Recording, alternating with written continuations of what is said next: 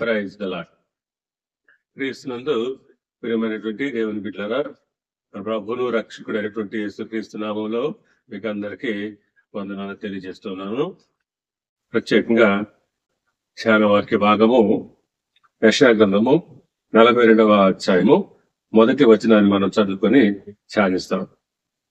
ఇదిగో నేను ఆదుకొను నా సేవకుడు, నేను ఏర్పరచుకున్నవాడు, నా ప్రాణమునకు ప్రియుడు, అతని యందు నా ఆత్మను ఉంచి ఉన్నాను, అతడు అన్యజనులకు న్యాయము కనబరచును.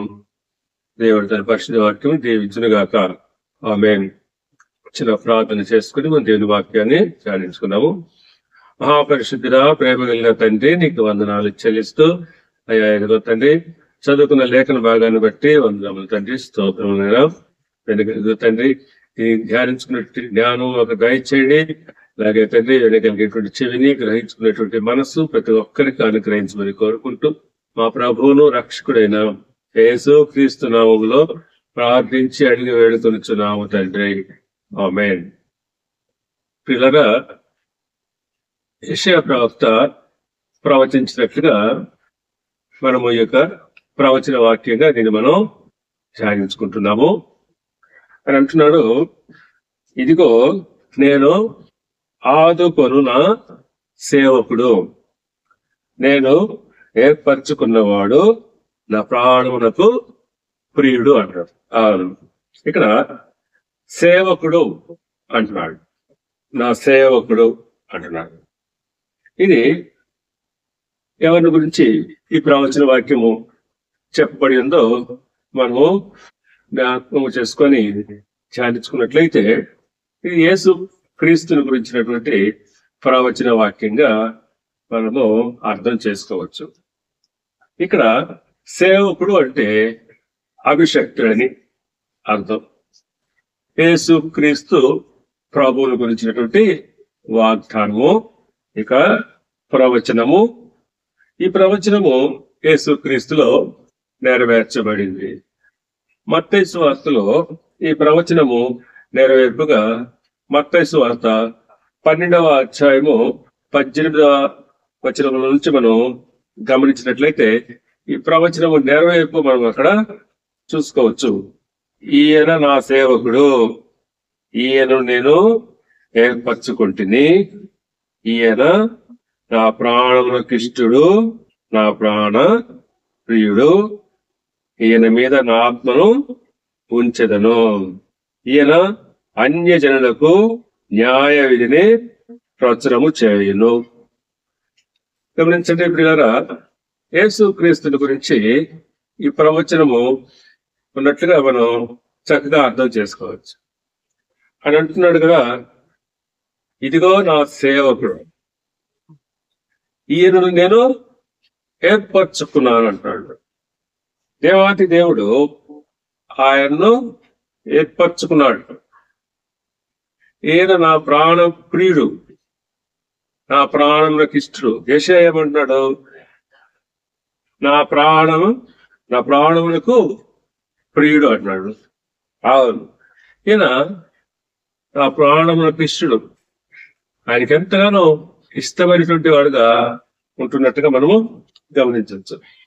చూడండి పిల్లరా, ప్రభువుని గురించి ఆయన బాప్తిజం పొందిన తర్వాత ఆకాశవాణి ఆయన గురించి చెప్తుంది. ఈయన నా ప్రియ కుమారుడు, ఈయన యందు నేను ఆనందిస్తాను. అవును, ఈయన నా ప్రియ కుమారుడు అనగా దేవాది దేవునికి ప్రియమైనటువంటి కుమారుడు గాను ప్రియుడుగా ఉంటున్నాడు. ఆయన యందు ఆయన ఎంతో ఇష్టాన్ని కనపరుస్తున్నాడు. ఆయన యందు ఆయన ఆనందిస్తూ. కాబట్టి ప్రియ దేవుని బిడ్డలారా, ప్రభువుని గురించి ఆయన ఆ యొక్క వాగ్దానము లేకపోతే ప్రవచనము చెప్పబడి ఉంటుందని మనం ఇక్కడ అర్థం చేసుకోవచ్చు. అపోస్తలుడైనటువంటి పౌలు కూడా ఈ యొక్క ప్రవచనాన్ని గురించి మాట్లాడుతూ ఫిలిప్పీయులకు రాసిన పత్రిక 2వ అధ్యాయము 7వ వచనంలో ఆయన అంటాడు, మనుష్యుల పోలికగా పుట్టి దాసుని స్వరూపమును ధరించుకొని తన్ను తానే రిక్తునిగా చేసుకొనెను. అవును, మనుష్యుల పోలికగా పుట్టినవాడు యేసుక్రీస్తు ఈ లోకంలో మనుష్యుల పోలికగా జన్మించాడు. ఆయన దాసుని స్వరూపాన్ని ధరించుకున్నాడు. దేవాతి దేవుడిగా ఉండి ఆయన ఈ లోకంలో ఒక దాసుడుగా, ఒక సేవకుడుగా ఆయన భూమి మీదకు వచ్చాడు. తను తాను రిక్తుడిగా అనగా ఏమీ లేనివాడుగా చేసుకుని ఆయన ఒక సేవకుడుగా ఈ లోకానికి వచ్చినట్టుగా పౌలు గారు ఆయన గురించి చెప్తూ ఉంటున్నారు. ప్రకారంగా మనము ఈ యొక్క వాక్యాన్ని లోతుగా అర్థం చేసుకున్నట్లయితే, నా సేవకుడు అంటే యెషయా గ్రంథంలోనే ఇక్కడ ఇశ్రాయేల్ ప్రజకి కారకుడైనటువంటి మూల పురుషుడైనటువంటి యాకోబు ఇశ్రాయేల్ గురించి చెప్తూ, ఇశ్రాయేల్ గురించి ఆయన నా సేవకుడు అని అంటాడు. ఇశ్రాయేల్ ప్రజల్ని ఆయన ఏర్పాటు చేసుకున్నాడు. గమనించండి ఇలాగా మనం అదే యెషయా గ్రంథము 41వ అధ్యాయము 8వ వచనంలో మనం చూసినట్లయితే, నా సేవకుడైన ఇశ్రాయేలు నేనేర్పరచుకున్న యాకోబు అంటాడు. నా సేవకుడైన ఇశ్రాయేలు నేనేర్పరచుకున్న యాకోబు అన్నాడు. ఇక్కడ ఇశ్రాయేలీయులని దేవుడు మొదటగా ఏర్పాటు చేసుకున్నాడు. వాళ్ళు ఏర్పరచబడినటువంటి వారు, దేవుని చేత ఏర్పాటు చేయబడినటువంటి జనాంగంగా వారు ఉంటున్నారు. వారు దేవుని యొక్క ఇష్టాన్ని, ఆయన సంకల్పాన్ని వారు నెరవేర్చలేకపోయారు. ఎందుచేత వారు ఇశ్రాయేల్ ప్రజ బలహీనులుగాను, వారు పాపంలో పడిపోవడం చేతను వారు ఎంతో బలహీనులై దేవుని యొక్క ఇష్టాన్ని వారు నెరవేర్చలేక, దేవుని సంకల్పాన్ని వారు నెరవేర్చలేకపోయారు. చూడండి పిల్లరా, మనము 42వ అధ్యాయంలో 18 నుంచి 25 వచనాల్లో మనం చదువుకుంటే మనకు అర్థం అవుతుంది. అంతా ఇప్పుడు మనం చదువుకోవాల్సిన అవసరం లేదు, కానీ అది మీరు చదువుకుంటే ఇశ్రాయేలీయులు ఏ రకంగా వారు దారి తప్పి దేవుని యొక్క సంకల్పాన్ని, వారు దేవుని యొక్క ప్రణాళికను, దేవుని చిత్తాన్ని నెరవేర్చలేకపోయారో మనకు అక్కడ అర్థమవుతుంది. 24వ వచనం మాత్రం మీకు నేను చదివిస్తాను. యెహోవాకు విరోధముగా మనము పాపము చేసితిమి, వారు ఆయన మార్గములలో నడవలేకపోయిరి, ఆయన ఉపదేశమును వారు అంగీకరింపకపోయిరి. ఇశ్రాయేలు దేవుడు ఏర్పరచుకున్నాడు, ఆయన సేవకుడుగా పిలుచుకున్నాడు. కానీ ఇశ్రాయేల్ ప్రజ దేవుని యొక్క సంకల్పాన్ని వారు నెరవేర్చలేకపోయినారు. ఎందుచేత వారు యెహోవాకు విరోధంగా పాపము చేశారు. వారు ఆయన మార్గంలో నడవలేదు, ఆయన ఉపదేశం అంగీకరించలేదు. కాబట్టి వారు దేవుని త్రోవ నుంచి తొలగిపోయినారు. అందును బట్టి దేవాతి దేవుడు ఆయన ప్రణాళికను కొనసాగిస్తూ మానవుల ఎడల ఆయన ప్రణాళిక కొనసాగాలి. కాబట్టి ఇశ్రాయేలీయుల నుంచే దేవుడు మరొకరిని ఆయన సేవకుడుగా పిలుచుకున్నాడు. ఆయనే యేసుక్రీస్తు ప్రభు అని మీకు నేను తెలియజేస్తున్నాను. అపోస్తలుల కార్యంలో 3వ అధ్యాయంలో 26వ వచనంలో మన విషయాన్ని ఒకసారి చూస్తే, దేవుడు తన సేవకుని పుట్టించి మీలో ప్రతి వారిని వారి దుష్టత్వం నుండి మళ్లించడం వలన మిమ్మల్ని ఆశీర్వదించుటకు ఆయనను మొదట మీ యొద్దకు పంపెనని చెప్పాను. అవును, దేవుడు తన సేవకుని పుట్టించాడు అంటే ఇశ్రాయేలీయుల నుంచి లేపినాడు. ఫుట్నోట్లో ఇక్కడ పుట్టించిన మాటకు లేపెను అని రాయబడింది. ఆయన ఇశ్రాయేలీయుల నుంచి మరొకరిని ఆయన లేపినాడు. ఎందుకు బట్టి మీలో ప్రతి వాని దుష్టత్వం నుండి మళ్లించుటకు, ఇశ్రాయేలు యొక్క దుష్టత్వం, వారి పాపం నుంచి వారిని మళ్లించుటకు, అలాగే వారిని ఆశీర్వదించుటకు ఆయన ఆయనను వారి యొద్దకు పంపించి ఉన్నాడు. ఆయనే యేసు క్రీస్తు. కనుక ప్రియ దేవుని బిడ్డారా, ఇశ్రాయేలీయుల యొక్క దుష్టత్వం నుంచి, వారి పాపం నుంచి వారిని మళ్లించడానికి వారిలో నుంచే ఒకరిని ఆయన పుట్టించి వారి యొద్దకు పంపించున్నట్లుగా మనము ఈ లేఖనాన్ని బట్టి తెలుసుకోవచ్చు.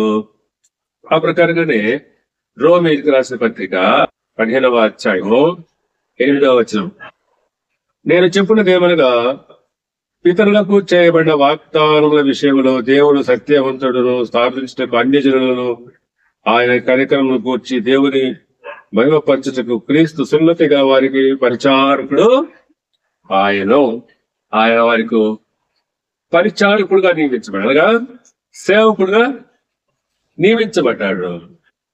దేనికోసం నియమించబడ్డాడు? దేవుడు ఏదైతే వాగ్దానం చేసినాడో ఆ వాగ్దానాన్ని నెరవేర్చడానికి వారికి ఆయన పరిచారకుడుగాను సేవకుడుగాను ఆయన్ని ఏర్పాటు చేశాడు. చూడండి ప్రియ దేవుని బిడ్డలారా, యేసు ప్రభువును సేవకుడని మనము అభివర్ణించడం ఈ విధంగా జరిగింది. అయితే ప్రభు ఒక మాట చెప్తున్నాడు, తాను ఈ లోకంలోనికి సేవ చేయించుకోవడానికి రాలేదు, సేవ చేయడానికి వచ్చాడని ఆయన తన బోధనలో ఆయన కనపరుస్తూ తెలియజేస్తున్నాడు. గమనించండి, మత్తయి సువార్తలోను లూకా సువార్తలో మనం చూసినట్లయితే ముందుగా మనము మత్తయి సువార్త 20వ అధ్యాయము 28వ వచనంలో మనం ఆ మాటను స్పష్టంగా చూడగలం.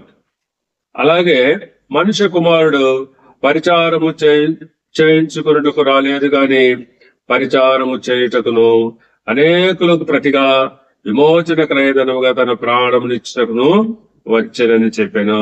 అవును, మనుష్య కుమారుడు యేసు క్రీస్తు ఈ లోకంలోనికి పరిచారము చేయించుకోవడానికి ఆయన రాలేదు, పరిచారము చేయుటకు అనగా సేవకుడుగా ఆయన ఉండడానికి వచ్చాడు. తద్వారా ఆయన అనేకులకు నిత్యజీవము ఇవ్వడానికి ఆయన వచ్చినట్లుగా ఇక్కడ తెలియజేస్తున్నాడు ప్రభు.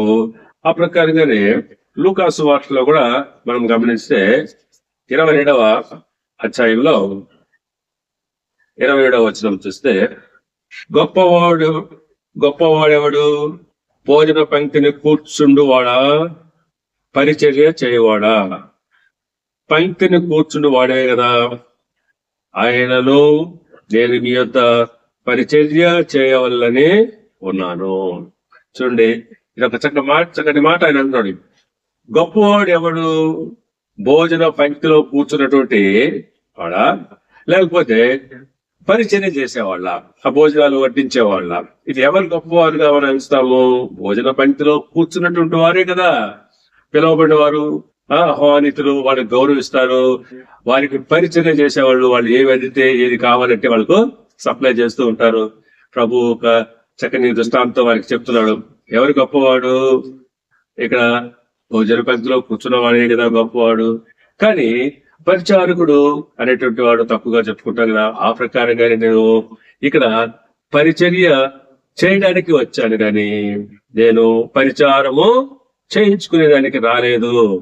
కాబట్టి ఈయన పరిచర్య చేయడానికి, దేవుని యొక్క పనిని ఆయన నిర్వర్తించడానికి వచ్చి ఉంటున్నటువంటి వాడుగా ఆయన ఉన్నాడు. ఇంకా మనము ప్రభు అనేక విషయాలు, సేవకుడు ఏ విధంగా ఉండాలి, పరిచర్య ఏ విధంగా చేయాలా అనేది వారికి వివరిస్తూ యోహాను సువార్తలో 13వ అధ్యాయంలో 14వ వచనం నుండి చూడొచ్చు. ప్రభు తాను బోధకుడై ఉండి శిష్యుల యొక్క పాదాలు కడిగాడు. ఎందుకు ఆయన శిష్యుల యొక్క పాదాలు కడిగాడు? శిష్యుల పాదాలు కడగాల్సిన అవసరం ఆయనకి ఎందుకు వచ్చింది? ఎందుకంటే ఆయన తను తాను తగ్గించుకున్నాడు, పరిచర్య చేయడమే ఆయన యొక్క ధ్యేయంగా భావించాడు. కనుక ఆయన శిష్యుల పాదాలు కడిగి, మీరు కూడా ఈ ప్రకారంగానే ఒకరికొకరు పరిచారము చేసుకుంటూ ఒకరి పాదాలు ఒకరు కడగాలి అని చెప్పాడు. ఇక మనము ఒకరి పాదాలు ఒకరు కడగడం అనేది ముఖ్యం కాదు, కానీ ఒకరికొకరు తగ్గించుకుంటూ, ఒకరినొకరు గౌరవించుకుంటూ, ఒకరినొకరు హెచ్చించుకుంటూ ఉండాలనే చెప్పి ఆయన ఉద్దేశంతో ఈ మాట తెలియజేస్తున్నాడు. అందును బట్టి ఆయన ఇక్కడ ఒక చక్కటి మాట అంటున్నాడు. 16వ వచనం చూస్తే, దాసుడు తన యజమాని కంటే గొప్పవాడు కాడు, పంపబడినవాడు తనను పంపిన వారి కంటే గొప్పవాడు కాడని మీతో నిశ్చయంగా చెప్పుచున్నాను. చూసారా, దాసుడు అని తను తాను ఆయన పరిచయం చేసుకున్నాడు. దాసుడు తన యజమాని అంటే దేవుని మనం అర్థం చేసుకోవచ్చు.